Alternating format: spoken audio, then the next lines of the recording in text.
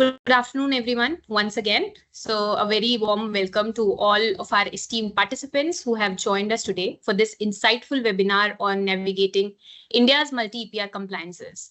I am Arushi Thakur, and I'm delighted to be moderating today's session, which has been organized by AA Garg and Company to bring together regulatory experts to discuss one of the most critical aspects of sustainability and compliance in India. Extended producer responsibility. As we all know, EPR has emerged as a powerful policy tool for waste management and circular economy transformation. India has made significant strides in this direction with well-established EPR regulation for plastic packaging, e-waste, batteries, used oil, and waste tires. And there are many more to come, right? There are more on the way. These frameworks are reshaping how the concerned stakeholders they take the waste responsibility and urging them to take proactive measures in collection, recycling, and sustainable disposal. However, as businesses adapt to these evolving regulations, navigating the complexities of this compliance, reporting, and implementation can be challenging. Now, that's precisely why we are here today to simplify EPR, decode the compliance requirements, and equip you with practical insights. So today's discussion will focus on four major parts, which is understanding India's multi-EPR.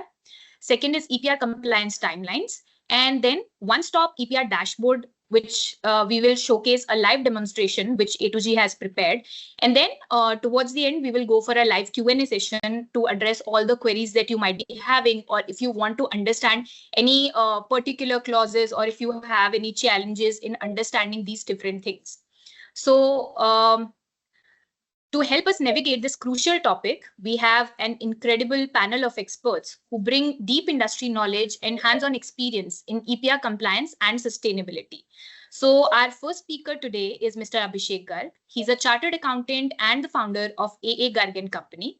With over 15 years of experience in EPR, compliance and sustainability advisory, Mr. Garg has been at the forefront of helping organizations navigate the complex regulatory landscape of EPR in India. His strategic guidance has enabled numerous corporations to implement robust sustainability frameworks, align with evolving compliance requirements, and drive meaningful environmental outcomes. Joining him is Ms. Ipsita Roy, Senior Manager at AA Garg and Company, with an academic background in life sciences and environmental sciences. Ms. Roy brings deep subject matter expertise in EPR regulations and waste management practices. She has been instrumental in educating corporates on environmental responsibility, particularly in critical sectors like plastic packaging, e-waste, and battery waste, helping them understand and implement best practices in sustainability. Rounding out our expert panel is Mr. Sujain Jain, a chartered accountant with a unique specialization at the intersection of finance, EPR, and ESG consulting. Mr. Jain leads packaging footprint analysis and compliance assessments for leading corporations across India, offering data-driven solutions to meet their sustainability goals. His work is central to enabling organizations to understand their environmental impact and build compliant future-ready systems. Their collective insights will provide you with a comprehensive understanding of the EPR framework, compliance best practices, and strategies to align your business with regulatory expectations. So I'm sure you guys will be looking forward to this insightful session, and all of our speakers have joined us in.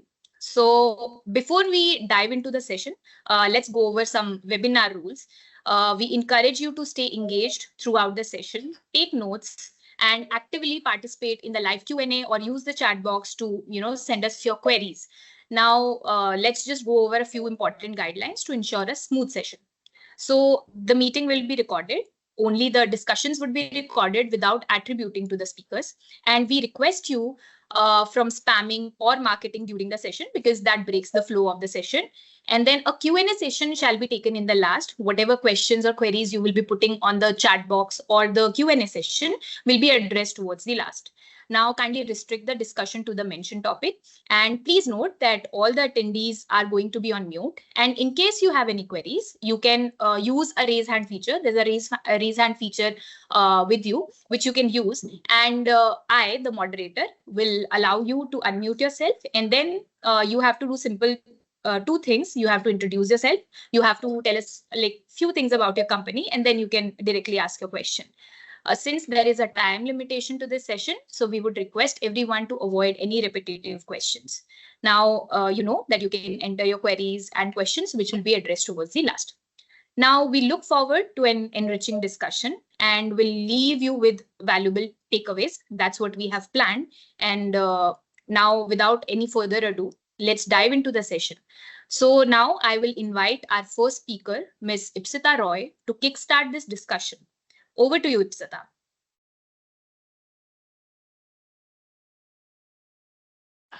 Hi, Arushi. I guess I will be taking it over from Ipsita, some network issues. So, No problem. hi everyone, good afternoon. First of all, thank you all for joining, on a Friday afternoon. So today we have, an interesting topic, which is all the multiple EPR compliances, which we'll be taking you through. So currently in India, we have around 9 EPR rules which have been introduced by, the Honorable Ministry of Environment, Forest and Climate Change, out of which 6 have been active or are in the implementation stages, and 3 are draft and under the discussion. So firstly, e-waste, battery waste, plastic, used oil, waste tire, and end of life vehicle, or as we say it as ELV.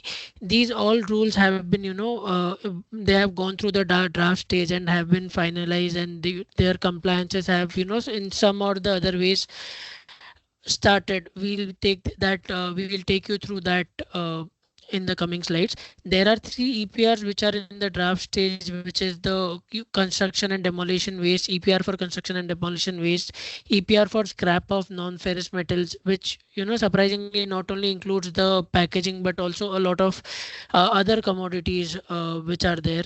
Then there is EPR for packaging, which is paper, plastic, paper, glass, and metal, and also for sanitary products. So these are the 9 EPRs which are currently there either in the active stage or in the draft stage. Yes, Kalyani, you can move ahead, please. Okay. So, firstly, we would like to highlight the importance of EPR in circularity, and also, how what is EPR. So, firstly, EPR is based on a simple strategy that the polluter pays the principle. That is, if there is some product which is being introduced into the market, the producer or the polluter who is introducing that product will be responsible for the waste which is being generated at the end of the life. This EPR principle has been, a base for countries globally.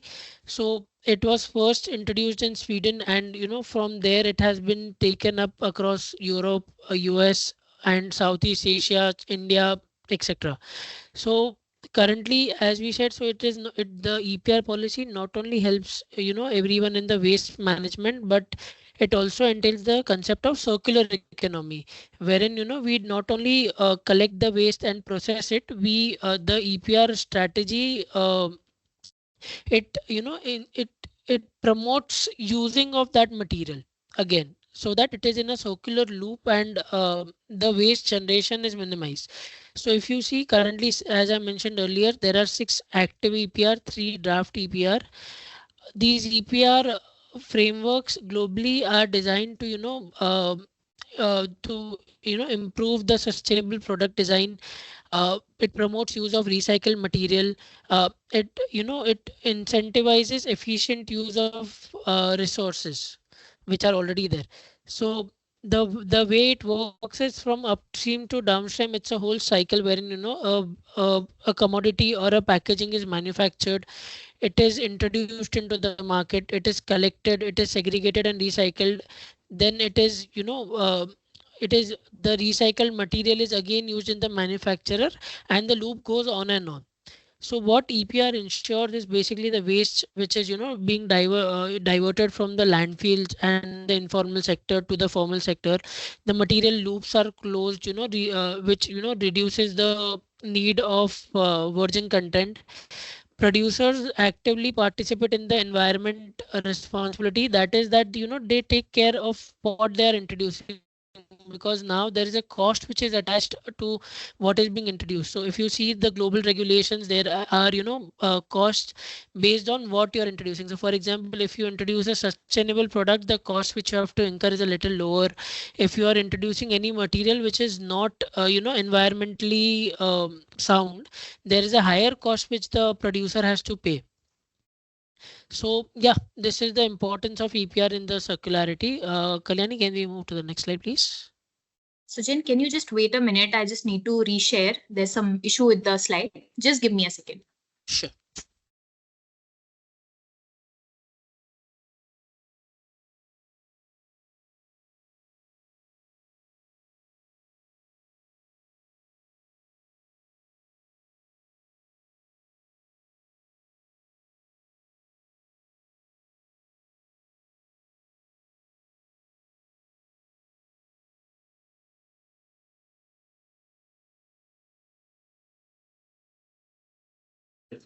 Yeah.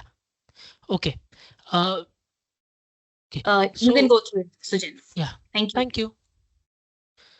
So, okay, continuing, the Alan MacArthur Foundation, has, released a report wherein it says that transitioning to a circular economy will result in a benefit of approximately US $624 billion of economic benefit, and it will also reduce the carbon emissions.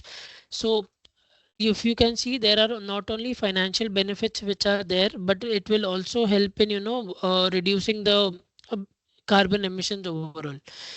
Secondly, this EPR, it applies to a variety of stakeholders across the supply chain. It will be applied to the manufacturers who are responsible to include sustainable products into manufacturing the in the manufacturing of the products.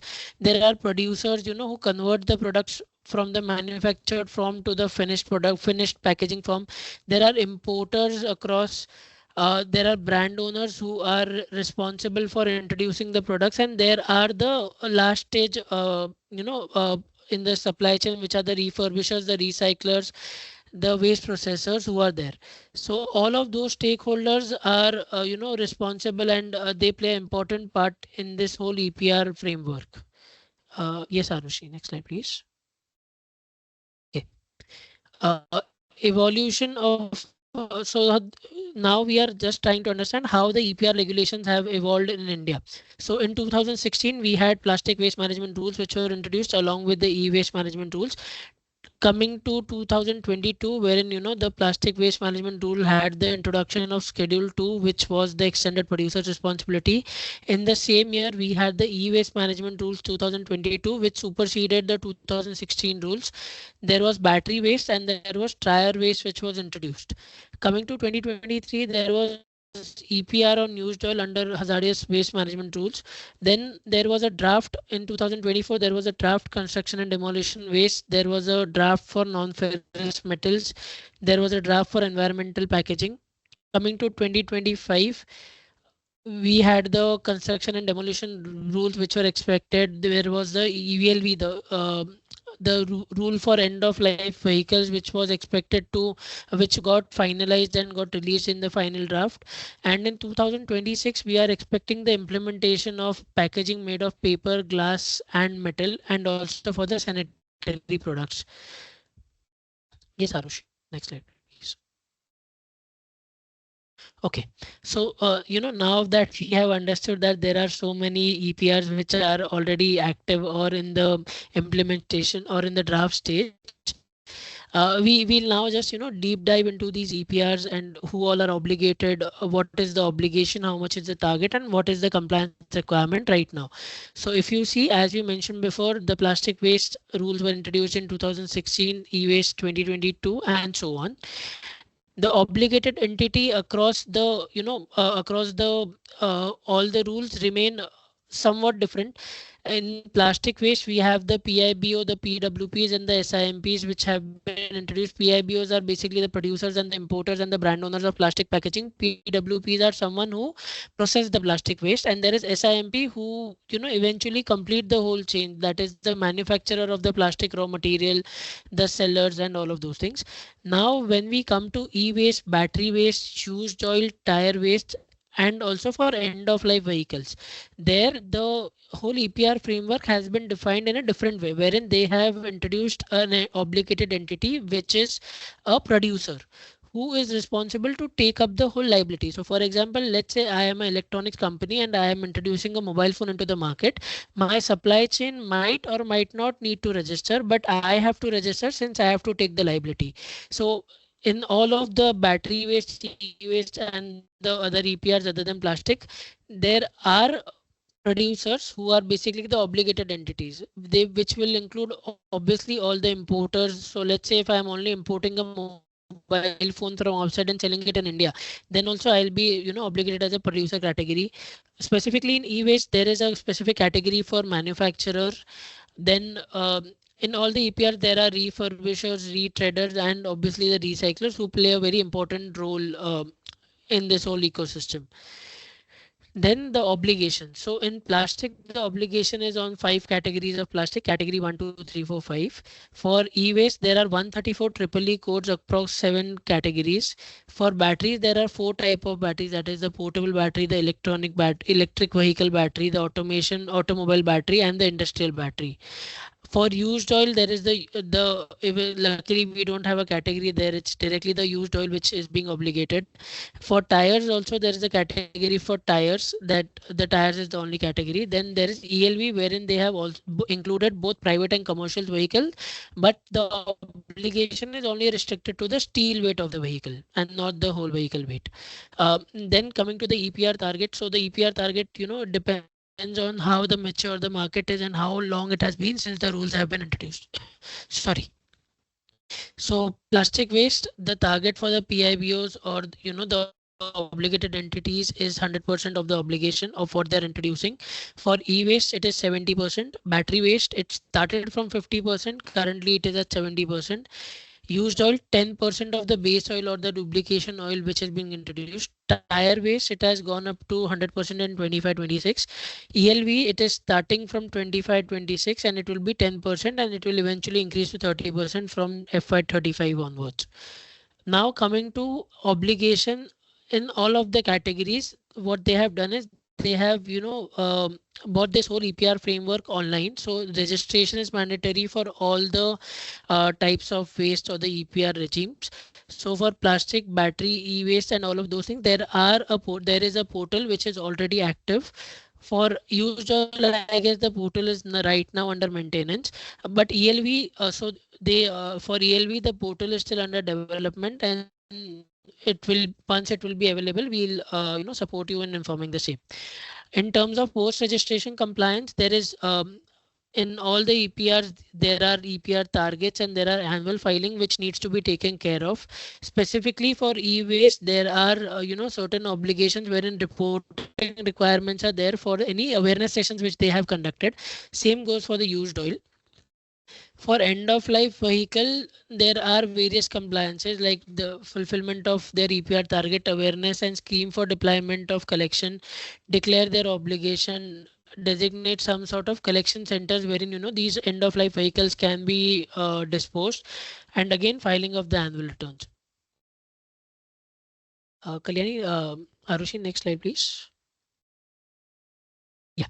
So now that we have understood what were the bare minimum compliance, there are various circularity obligations also which are mandated under these rules. So for example, in plastic rules, already from FY24-25, that is in the previous year, there was an obligation on the brand owners or the obligated entities to recycle a minimum percentage of their EPR obligation. So either there are two options: either they have to recycle it or they can dispose it off for end of life. So that there has been a restriction on end of life to enable or to incentivize more recycling. There are reuse targets for use of plastic packaging. There are targets for use of recycled content in plastic packaging. For e-waste particularly, there are no circularity obligations right now, but there is a clause wherein it could be introduced later. For battery waste, there is a minimum requirement of using of recycled material, which will start from 27-28. For used oil, there are no obligations. Same for tire and end of life vehicles. In terms of marking and labeling compliances, under plastic waste management rule, there is a detailed marking and labeling compliances. For e-waste, directly through the rules there are no marking and labeling, but through ROHS there is some requirement of marking and labeling. Battery waste, again there is a marking and labeling requirement, wherein EPR registration number and the name of the entity, and declaration of various hazardous metals and everything is also there. Used oil, waste tire, end of life vehicle, there are no labeling requirements. Any other restrictions, like in plastic waste there is a ban on the single use plastic items. In the e-waste there is a restriction on use of hazardous substance. Battery waste, there is a prohibition on heavy metal content. For used oil there is nothing currently. For tire waste also there is no particular additional compliance. For end of life vehicle, there is a standard, that is AIS standard 129, which defines how the vehicles have to be dismantled or recycle, the components have to be recycled. The regulators basically are the implementation authority are the state pollution control board and the central pollution control board, and the policy maker is obviously the honorable MOFCC. Further, there are additional incentives for obligated entities. So for example, under plastic, if you are using recycled content, you are not obligated to collect that waste or fulfill the EPR obligation for those for that particular tonnage which wherein a PCR has been used. So there are various benefits also under these regimes, wherein if you fulfill those compliance requirement, you will be entitled for such benefits. Yes, Arushi, next slide please. So now, that we have understood what the compliances are, the compliances come with a cost, obviously. So what under all of these compliances, there is something which is called as environmental compensation. So for example, if you are not fulfilling your obligation, you are obligated to pay an environmental compensation. These EC, as we call the environmental compensation, are designed in such a way that mere paying of the environmental compensation will not absolve the obligated entity of its liability, but it will still the obligated entity will have to fulfill its liability and take some portion of the environmental compensation paid as refund. So in plastic, the EC guidelines have already been introduced. Under e-waste also there are guidelines which have been introduced, the cost which has been introduced. Same for battery waste, it is there. For tire waste also it is there. Under used oil and under end of life vehicles, the discussions about how much the environmental compensation will be is under discussion. So once those rules are finalized, we would see some sort of costs which are being implicated there also. Under PWM there are 4 categories, that is category 1, category 2, category 3 and category 4. There is another category 5, but for that there is no cost which has been released until now. So maximum cost varies from category to category. So for example, category 1, which is assumed to be highly collected and recyclable, so for them the cost is at 2,900 rupees per ton. Same for category 2, 5,000, category 3 and 4, 7,900. Again, under e-waste there are various triple code and the groups like ITEW, that is IT equipments, consumer electronics, large and small equipments, medical devices. So for each of those categories there is a different cost which has been introduced. Same way under BWM there are obligations with respect to the metals like lithium, cobalt and everything. And under tire waste there is a cost for tire. Again, these are the cost. These are the environmental compensation costs. But what the regulator has done in this rules is they have introduced minimum and maximum price. So for the recyclers who are recycling these products and generating these credits, they have notified a minimum and a maximum cost which can be charged for this product. So it's not that the EC cost is the cost which is what you have to bear. The EC cost is something which you have to incur in case you are non-compliant with any of the regulations. But the price range for procurement of these credits or the fulfilling these obligations, they can range anywhere between 30% of the EC cost to 100% of the EC cost. So for example, let's say I am an entity who is into the business of introducing PET bottles which fall under category 1 of the plastic waste. So the cost which I might have to bear would be somewhere between 870 to 2,900 rupees per ton. Same way, if I am a battery manufacturer who is manufacturing batteries or introducing batteries with lithium in that case the cost could be ranging from somewhere between 34 rupees to 112 rupees per kg. Same EPR obligations are exempted for SME producers. Circularity cost is not included in this cost. Credits are to be procured. So yeah, one thing which I had to mention is the all of these credits will be procured online through the portal itself. There are no paper credits like they were there previously under plastic waste and e-waste, wherein there were documentations which had to be submitted. Currently there is no system of documentation. There are no physical submissions which are accepted. All of these credits or procurements are routed through the portal and the credits are expected to land up in the producer or the obligated entities wallet on. Yes, Arushi, next slide please.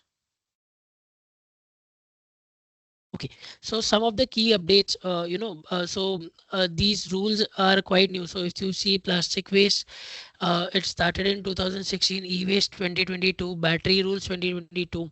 So there have been constant updates which have been released to streamline the processes, to help the stakeholders to understand. So for example, in PWM rule, the first from 1st April 2025, the circularity obligation, which is of the use of recycled plastic and the reuse of plastic packaging, have been introduced. The registrations for small and micro producers, importers of plastic raw materials, manufacturer of raw materials have been introduced. Um, there was a amendment which came in the plastic waste management rules, wherein marking and labeling through a QR code was enabled for the PIBOs. There have been some changes in the way the PWPs generate EPR credits. So there was a way in which the EPR invoices are to be validated before the generation of the credits. There is a minimum selling price which have been verbally introduced, or they have been introduced in the system rather than through a circular or something, wherein the recycler, if they are selling the end product below a certain rate, then they will not be able to generate the credit or pass on the benefit of the recycling to the PIBOs. Under e-waste rules, e-waste management rules, the ROHS compliance is kicking off from 1st April 2025. The producers have to file their annual returns for by 30th April. The quarterly return for quarter 4 of FY 24-25 is also due for April 2025, 30th April 2025. And there were EC guidelines which were issued, I guess, couple of months back. Under BWM rule, again, there is the annual return filing deadline of 30th June. Again, just like plastic, there was an amendment in the battery waste management rules, wherein the relaxation of using a QR code for marking and labeling was introduced. There is a restriction in use of heavy metals which are kicking off from 2025. And again, there was EC guidelines which were introduced. Under used oil, the recyclers registration were recently started along with the importers of used oil. Then there was a SOP for collection agents which was introduced. Currently, as I mentioned previously, the CPCB portal for used oil registration and compliance are still under maintenance. So if you go to the link, you might not be able to access that portal. Under tire waste management rules, firstly there was the EC guidelines which was issued. There are quarterly returns which are due on April 30th, and same for annual returns. Further, there is a major update which is there, that is the CPCB is going to introduce a electronic trading platform through which the PIBOs can facilitate direct buying of the credits, of the buying and selling of the EPR credits.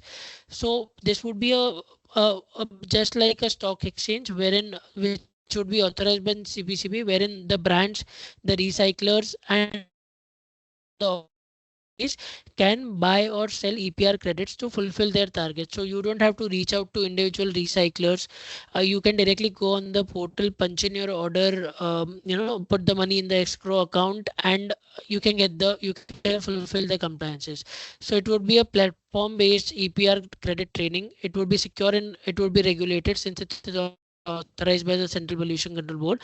There is a hope that this would introduce a structured governance, and some sort of fees will also be leviable on all the stakeholders to use this platform. Yes, Kalyani. Go on. Okay, so I guess Abhishek sir will be taking over from me here. So yeah, thank you so much for listening. Okay.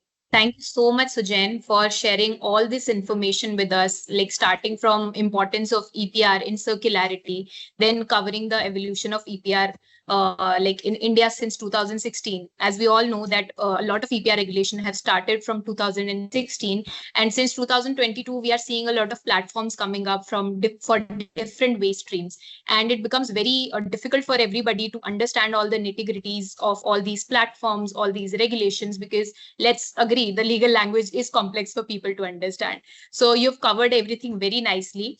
And I'm sure all the stakeholders, all the participants who are present here will definitely be able to navigate all these EPR intricacies now in a better format. So now moving on with the session, now I invite Mr. Abhishek Gar to cover the case study related to this EPR, and then the highlight of the session, which is the showcase of the dashboard. So I will invite Mr. Abhishek Gar to take the platform, and yeah, over to you, Mr. Abhishek Gar. Thank you, Arushi, and thank you everyone for joining in today and taking out time to discuss. Thank you, Sujan and Arushi and the whole team for taking all this thing together for all the audience here to understand it better.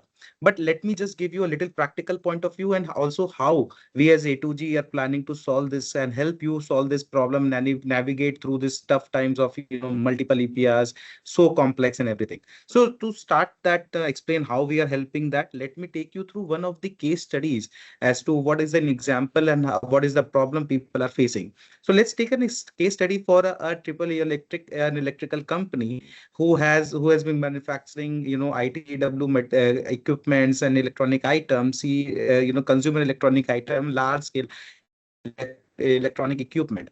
So generally electronics companies today are obligated under three major rules, which is electronic waste, e-waste, battery waste, and plastic waste. Under all of this regulation in totality, if you ask me, they have a 5 EPR logins, two for e-waste, one producer, one manufacturer, one producer of battery and plastic packaging waste. We all know brand owner, importer. And you can see a tentative obligation. So e-waste being the major obligator, because yeah, the electronic company is the major business, is the electronics. And a manufacturer, as Sujan explained, there's no obligation as such for credits and transaction, but yeah, the compliances are there for disclosures and reporting.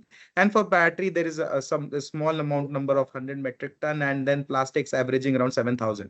In totality, just EPR fulfillment and cost of compliance for credits, registrations, all this included is coming approximately about 20 crores and in Indian rupees. And doing all of these, there are so many work, there are so many things which the companies have to do. So what are those things? So what we understood, that industry is going through so many challenges, and there are three major challenges what industry go through.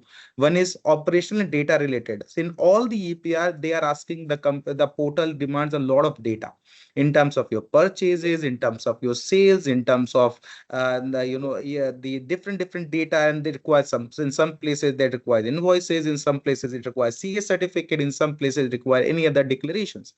Now getting all this data, also assessing your obligation, also assessing your footprint across all these APIs is a time consuming and is an annual activity which all companies are today facing a tough time on, wherein multiple login management, multiple data points of collection internally, externally, and issues in the data hygiene, and there are lack of automation, and it's, yes, there is an issue for data security as well if we are working with some consultant external support providers. So this is a major concern what we understood for the large scale companies. Another major issue which all these companies are facing today is with their APR target fulfillment. Who do they go to for fulfillment? Whether those recycler or agencies are verified and ethical or non-fraud, whether they are compliant, and how to handle so many EPR partners. And very importantly, now as EPR has become an a huge cost for all the companies, the credit price variations is becoming a big issue, and the cost of compliance is becoming a big hit for the business. So yeah, this is a major issue. And third remains a problem across all EPR is the evolving regulatory structure and evolving regulations. So there's a constant regulatory update. There's a constant update on the portals. You have to keep on checking the portal in terms of what is the latest update. There is a misalignment. There is a gap between what local pollution control boards, the regional pollution control boards have been doing and implementing versus what CPCB has been or the MOFCC has been putting under the regulations. And yeah, the industries look for advice on the policies, as team already explained that it's a complex legal structures to understand implementation, rule, everything. So it's a very complex, and all companies require, kind of regulatory support, clarifications, advocacies. So these are the problem what we have seen the companies facing in last 6+ years. And then to understand all of these, we have kind of created solution as a one-stop solution A to G, wherein we can help companies to doing that. So before getting into detail, how do we help in a solution? Let me take you through the dashboard as one view, how it can help. Go to the next slide. Yeah. So the EPR dashboard as one-stop solution, what it is. So our EPR dashboard, today, let's say the companies are handling 5 different logins. You have to log in multiple accounts one by one. You have to review all accounts on the portal. What is the status? You have to check all the regulatory update and keep yourself updated. You have to keep a track of what are the upcoming compliance dates and what you have to do and all of this. So what we did, and I'm glad to announce this that our team has been able to crack this up, wherein now you do not have to log in, you do not have to go each and analyze everything. You have one place wherein once you click on it, our system EPR Sync can log in it for you. You have to just put captcha, you have to just put the OTP for security reasons, and also the email ID passwords can be very well secured under the EPR Sync, and it can be on your server as well. So that login issue is solved. That EPR Sync will help you pull all the data from all your logins of EPR, which will help you further analyze. This particular software and tech dashboard also has the advisory expert on the regulatory updates. It also has the compliance calendar, and then we have the all algorithm put together as a secret sauce, and then we have a compliance calendar, a compliance dashboard made. So let me take you through the compliance dashboard, and then we will come back how we have structured our one-stop solution for you, which can be one stop for you for taking care of all your basic needs of EPR compliance as the issues which you are facing, which is includes the basic core compliances of registration, post-registration, internal data collection, verification of data, obligation assessment, where you are obligated and how much you are obligated through critical analysis of the regulation, and then going for registration or post-registration. Another key problem what we have understood across industry is the EPR target fulfillment and project management. So what we have done, we have also started this as a service for our company, our clients and companies, wherein we can do it in through different mechanism. One is just credits, just buying the credit through RFQ process if it is a price sensitive requirement, or if it's a beyond compliances wherein the companies are going for full end-to-end collection till recycling, full life cycle of collection till recycling, which we provide end-to-end support to the clients in managing all their EPR supplying partners, collection partners, helping in their agreements, terms of condition, and monitoring the project as well till the whole compliance cycle, and ultimately reporting it, and doing it through transparency, doing it through RFQ process of all of these things, so that you don't have to go to multiple places and track all the supplier partners separately for getting your work done. And another third thing, as one-stop solution we are providing, is regulatory consulting and advocacy. So, the regulatory updates, what is the impact of those updates for your company? What are the queries you have? If you want to do some queries clarification with internally, or if you want help us to you to get clarification from the regulators, we do that. We also do a lot of strategic policy advocacy around it. And yes, we just don't do it sitting here in Mumbai or Delhi. We have news, support service, A to G representative support service, wherein we can provide on-site support of our representative, wherein he can come to your office, be anywhere in India, and virtual support as well as a single point of contact. So we have geared up ourselves and provide you one-stop solution in all the areas where you need help, and not only limited to this, but there are many additional things we do, like for your circularity solution services. We also provide traceability, on-site audit, and whatever is required for the company to fulfill their compliances in a logical and ethical manner. Now let's delve into the dashboard. Sujan, can you quickly share your screen and we can show the attendees the dashboard and how it can help their problem, solve their problems? Yes.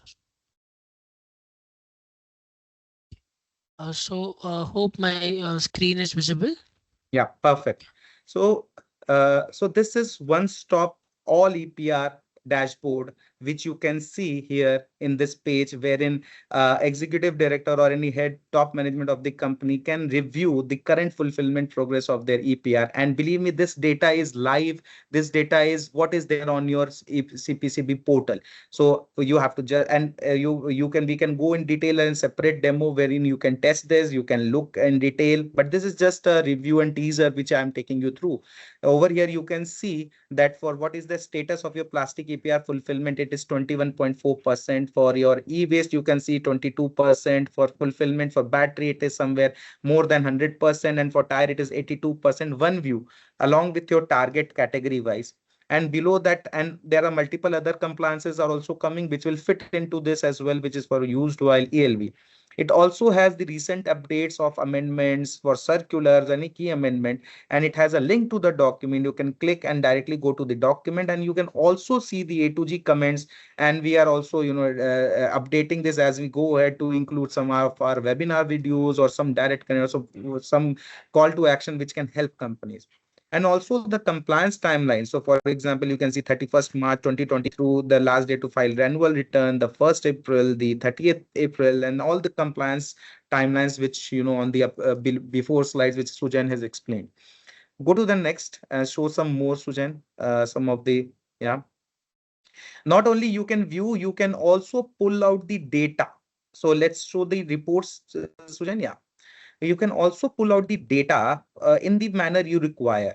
So for example, if you, okay, so it's a login based, it's a highly secured, and it is, can be made for any company, and it can be made on your server. But yeah, let's come to the report section. Yeah. So in the report, you can, select the year for which you want the data, the select for your container capacity. This is a sample design report for just for PWM. It can be customized for all your reports requirements, which you may have for all the EPRs. You have credit reports, you have, you have the data of procurement, you have data of sales. So then let's go and show some of the pages for EWM, BWM, and PWM. And then, yeah. And I'll invite you everybody to have a demo in detail. Call the team, and Arushi and team, please share the details for people to come and reach out to us for, connecting for a demo. Yeah. So let's go to the PWM quickly. And now over here, you can see, and the beautiful part. So the folks from the PWM sector know that one company might have multiple login accounts in the name of brand owner, producer, importer, and whatnot. You can see all those accounts at one click. You can see all those numbers consolidated at one click. Not only that, you can see the number at plant level if you want to, or the location level, how whatsoever has been the segregation way.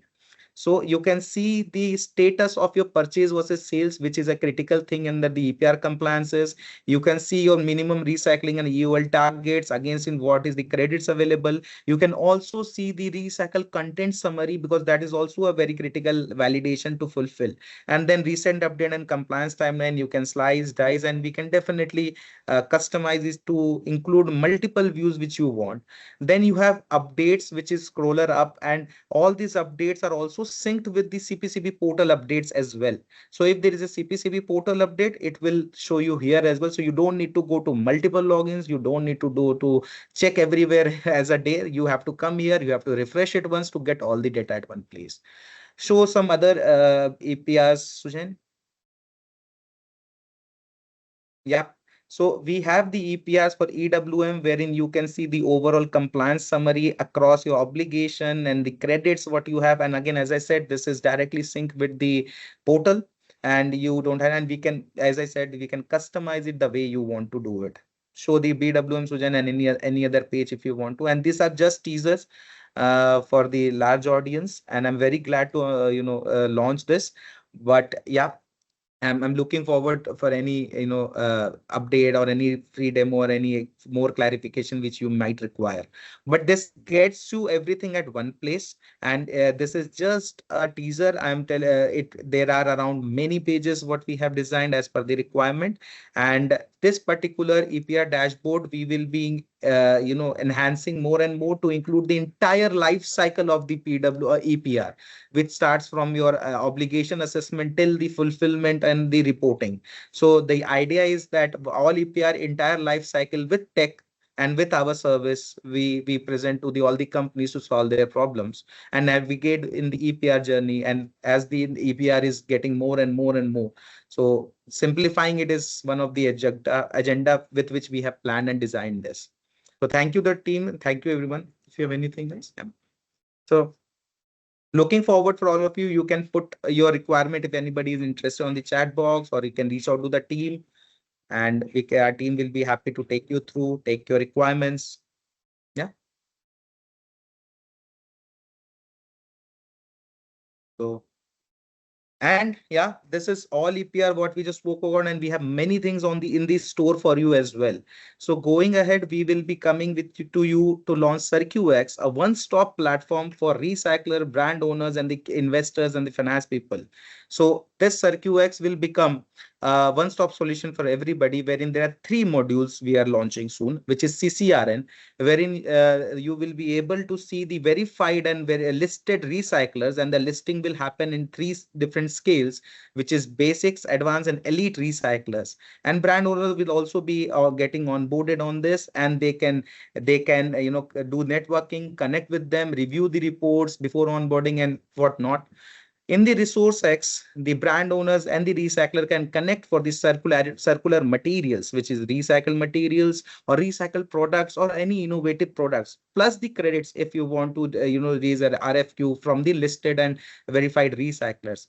And yes, the growth engine and capital for the recycler, wherein we are going to help them not only with the finance, but provide them the support what is required from them, from the experts, which includes compliance, help support, advisory, growth, GRS, what is required from the recycler, so that the brands and the producer can come to one place. And this is for all EPR. This is not just for plastic. So this is what A2G has been planned, working at the back end for all of you to ensure that your EPR compliance does not hinder your daily work and your growth process. So we are there for your navigating these EPR compliances for you. Thank you so much. Thank you so much. So I want to sincerely thank our all amazing speakers and each one of you in the audience who have made this webinar a real success. And we understand that there are a lot of questions that everybody wants us to address those questions. So like I would request all of you to book a free consultation with our team, where our team will be happy to help you with all of your queries. And the link to book the consultation is shared in the chat. And other than that, if you have any further queries, or if you want our team to reach out to you, you can always drop us an email, wherein we will be more than happy to help you and address those queries through email as well. So all the contact details are there on the screen. please note those down, or you can scan the barcode and you will get all the details, and then you can book a free consultation session with us. So again, thank you everyone for participating. Thank you all the speakers. Thank you all the participants for joining us in on the session on a Friday evening. So yeah, so have a great day ahead and have a great weekend ahead. Thank you so much.